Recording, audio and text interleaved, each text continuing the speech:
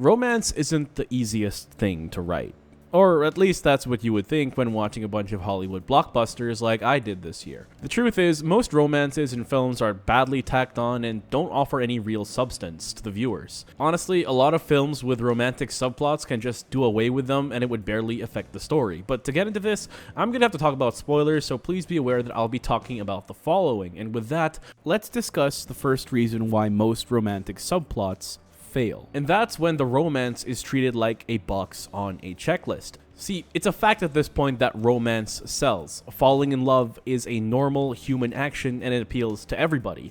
This is something that filmmakers understand, and it's why it's so common for most big budget blockbusters to include some kind of romantic subplot in their stories, even when they don't feel necessary to the overall movie or TV show. It's only relatively recently that Hollywood's course corrected by not including romantic subplots in a lot of newer works. Disney is a big proponent of this, as most modern Disney films just choose to ignore romance as a concept altogether. In fact, I think they may have overcorrected in that regard, but that's a topic that's been talked about ad nauseum.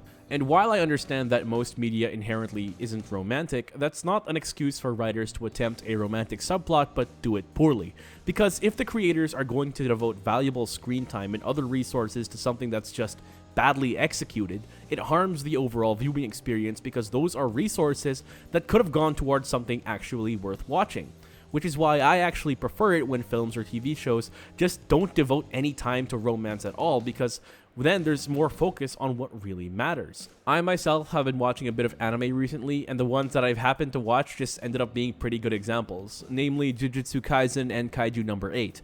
Neither of these stories have any real romance in them, so instead, a lot more screen time is focused on the development of the characters, the plot, the world building, and of course the cool animated fight scenes. But that isn't to say that romance has no place in modern media. Romantic love can be a great way to explore certain characters. For example, through romance, we actually get to see a side of characters that we normally don't get to see. Or it can be used to develop characters in a way that's humanizing and relatable. Romance can also give characters a motivation. Take the Spider-Verse films, for example. Much of Miles' motivation comes from his crush on Gwen, particularly in the second one. Part of the reason why he wants to prove himself worthy of becoming part of the Spider Society is because he wants to be closer to Gwen. And I think this simple motivation fits Miles' character, and being driven by a crush is something that a lot of young men can relate to. This is an example of a romantic subplot actually making sense for the story. But this only works when the romance is done intentionally and with respect to the characters. A romantic subplot can very easily fall flat when it's done either with the wrong people or feels rushed and tacked on for the sake of having one. And I think one romance that comes to mind is Hulk and Black Widow in Avengers Age of Ultron. For a lot of viewers, this was a pairing that came out of nowhere. In the first Avengers film, we don't really see anything that might lead into a real relationship between these two characters. Then a few years later after that, we're supposed to just buy into the fact that they're dating now.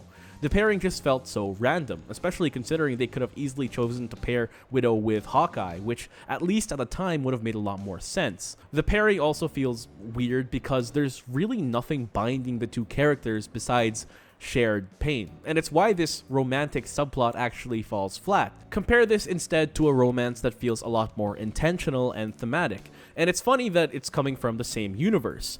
And of course, I'm talking about Peter Quill and Gamora from the Guardians of the Galaxy movies. Both are characters that weren't raised by their biological parents. Peter was stolen as a child by the Ravagers, while Gamora was adopted by Thanos after she massacred her planet. Both characters also had a complicated relationship with said adoptive fathers. Yondu was a space pirate and Thanos was a mass murderer, and yet both of them had a soft spot for Peter and Gamora respectively. So they both share these very specific circumstances regarding their upbringings, but they also ended up different from each other. Peter, being raised by a bunch of space pirates, grew up to be incredibly immature. Meanwhile, Gamora grew up to be untrusting and shielded because her own father had her fight her own sister, never learning what love as we the audience understand it really is. But it's through their romantic relationship that these two characters are able to develop. Both characters, upon being introduced, are flawed in their own right, but through their romantic relationship, they change each other for the better. When we first meet Gamora, she's emotionally guarded and wouldn't trust anybody, but through her adventures with the Guardians and her eventual romance with Quill, she learns to let her guard down. Peter dances with her, loves her, and lets her feel things that she would have never really known. It's genuinely beautiful how this green ice queen has her heart melted by Peter, but through Gamora, Quill also learns duty and maturity. Star-Lord is used to being unserious and living a directionless life, but Gamora inspires Peter to start living a life beyond himself. It's Gamora who serves as the Guardian's level head, acting as the immature emotional anchor of the team, and specifically to Quill. It's Gamora who pulls him out of his vision with his dead mother, showing that she and the others have become his family now. And it's Gamora who trusts Peter with the impossible task of killing her should Thanos try to steal her back. And he does at least attempt to do so. And think about how insane of a character development that is. Peter Quill, the laid-back, sarcastic, dancing jerkwad that doesn't take anything seriously, would have killed the love of his life to save the galaxy. This is one of the most powerful and defining character moments in the entire MCU because it shows that Peter has matured enough to think beyond himself and the world he knows. But more importantly, their relationship develops naturally over the course of multiple movies rather than having it randomly ham-fisted, and it helps the romance feel like it's a natural development for the characters. Note that Peter and Gamora met in Guardians 1, but they don't share a kiss until Infinity War, and it makes complete sense because Gamora doesn't trust easily. Of course, she would take her damn time. And yet we're supposed to believe that a Russian super spy and a scientist who at one point isolated himself from humanity went from nothing to dating? Actually, speaking of Quill, his quote-unquote exit was actually done pretty respectfully in Guardians 3, all things considered, which is more than what I can say for a lot of other characters. See, sometimes the worst thing that can happen to a character during a romantic subplot is to get Flanderized. And if you didn't already know, Flanderization is the process in which a fictional character's personality is oversimplified over time, and their unique quirks become exaggerated, reducing them to a caricature of what their characters were originally supposed to be. This phenomenon was named after the character Ned Flanders, leaning more and more into the Christian stereotype in later seasons of The Simpsons. But this does happen to a lot of other characters, like Cosmo from the original Fairly Odd Parents, getting progressively stupider as the show went on. This happens when writers just don't know how to write their characters, so they just dumb them down, which is a disservice to them. In terms of romantic subplots though, sometimes a character is reduced to being romance fodder, having little to no real relevance in the story or having any unique traits to them as a character besides being there for the romance. This happens a lot with female characters where their only real relevance to the plot is to give another character a love interest or motivation. Toriel from the Hobbit films is a good example. She was added to the movies for the sole purpose of having a forbidden romance subplot.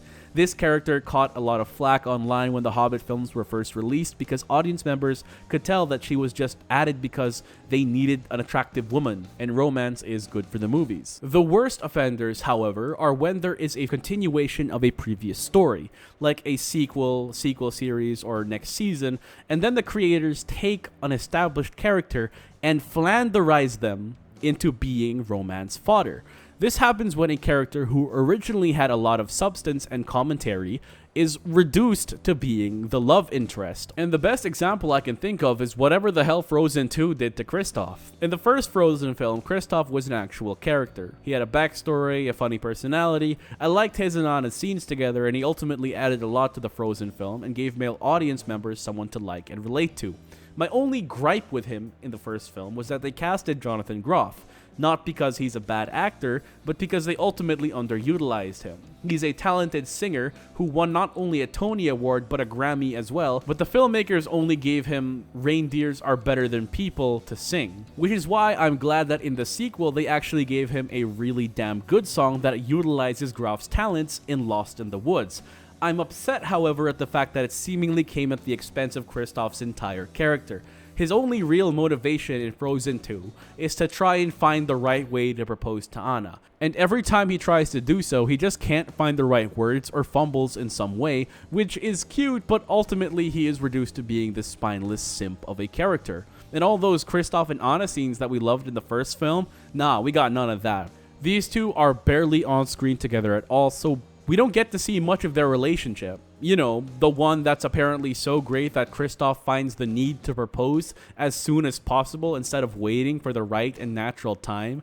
And they even had a planned song where both of them sing together, which was ultimately cut from the final film because Why? Now, there is a lot of Anna and Kristoff content, but those exist mainly in media outside of the films. So if you completely ignore the comics and the shorts and whatever else they may have released between these two movies, like I did, and I'm assuming a lot of other people did too, Kristoff's journey from being a boyfriend to wanting to propose to Anna feels underdeveloped. Which is, when you think about it, a pretty terrible message to send to kids who watch and will watch these films. In the original, Hans was a character that showed that you can't just fall in love with a person in an evening and spend the rest of your life with them because real relationships take time. Which would be a great message, but it's also hypocritical because Anna falls in love with Kristoff in a slightly longer amount of time anyway.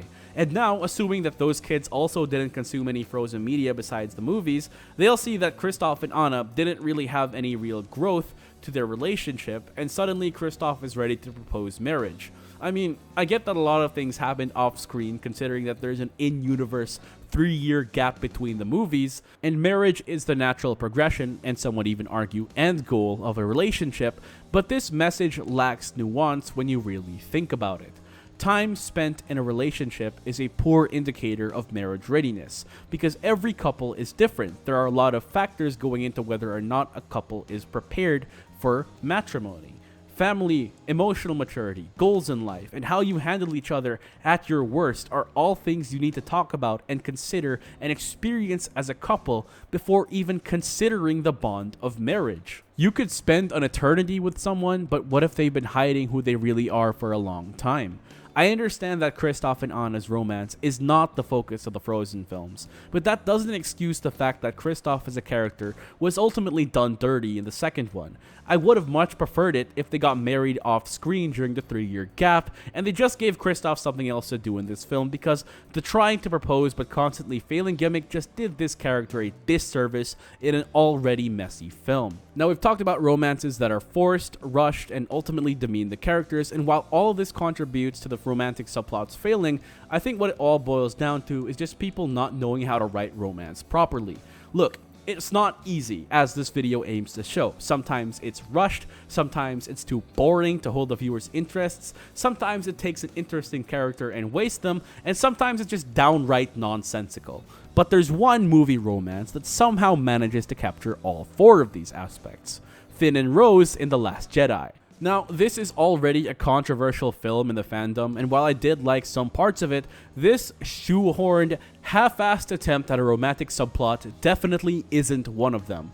This is easily one of the worst attempts at a movie romance I have ever seen. First of all, it's somehow rushed and boring at the same time. See, the reason why a lot of films seem to rush romantic subplots is that it shows that the plot is moving, but the problem with Finn and Rose's romance is that it's just so badly paced.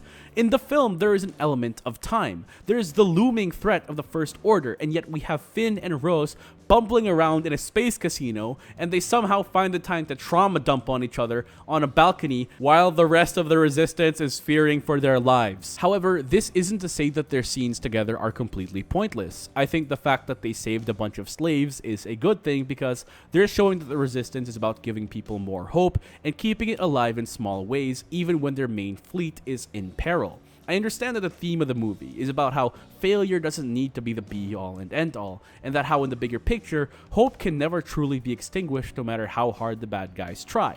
It's just that these scenes were so badly executed and poorly paced that it completely took me out of the viewing experience. And speaking out of coming out of nowhere, we need to talk about how this romantic subplot ends. It's established that throughout this film and the last, Finn as a character feels an overwhelming sense of guilt. He was serving the First Order and was ultimately assisting in evil.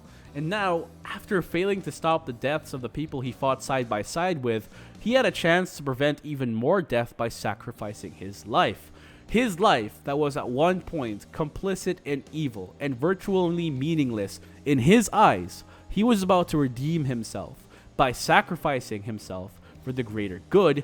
and then Rose comes out of nowhere and stops him for the sake of subverting expectations. Let me tell you that when I first watched this scene as a teenager in the movie theater, I was seething at the mouth with anger at Rose. Not only did this character sidetrack and rob Finn of an intriguing storyline, but he robbed him of this moment at his chance of redemption. And she gives him a nonsensical monologue about how they win is about saving who they love, and yet she kisses him, all while the people that they love, their last remaining friends and allies that they just tried to save, are being annihilated by a death laser. I mean, honestly, I was in complete disbelief watching this film, and I still am. This is easily one of the worst romantic subplots I've ever seen in a big budget film. I genuinely want to believe that this is supposed to be a meta joke on how some films have romantic subplots that make no sense because of how hilariously bad this one is. I want to think that this isn't real, especially considering that Finn doesn't even kiss back. Everything about it was off. The pacing, the execution, the supposedly emotionally gratifying kiss. While their adventure did serve a thematic purpose, it contributed nothing to the actual plot of the film. Their romance, if you can even call it that, was completely unnecessary, and Finn and Rose could have easily remained colleagues that fought till the bitter end. Instead, we have Rose kiss Finn because why? It's forced, badly written, and is a textbook example of why most romantic subplots fail.